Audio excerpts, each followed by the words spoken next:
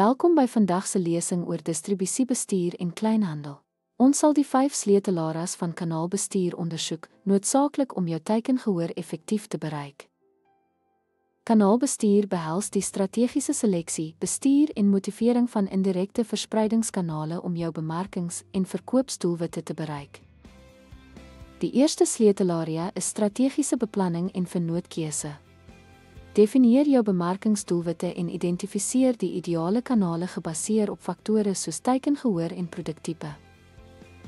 Volgende is kanaalontwerp en ontwikkeling. Ontwerp die struktuur van jou kanaalnetwerk, definieer rolle, stel prysbeleide vas en stel duidelike kommunikasiekanale. Vennootbemagtiging en opleiding is van kardinale belang. Rus jou vennoote toe met die nodige kennis en gereedskap om jou produk effektief te verkoop deur middel van omvattende opleiding.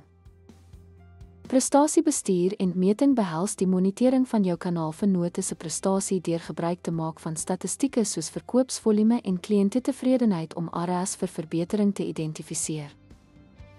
Verhoudingsbestuur en motivering gaan oor die bou van sterk, langtermynverhoudings met jou vennote. Bevorder oop kommunikasie en implementeer aansporingsprogramme om hulle te motiveer. Deur op hierdie 5 sleutelareas van kanaalbestuur te fokus, kan jy uitbrei, jou bereik, verhoog verkope en verkry 'n mededingende voordeel. Dankie vir jou aandag.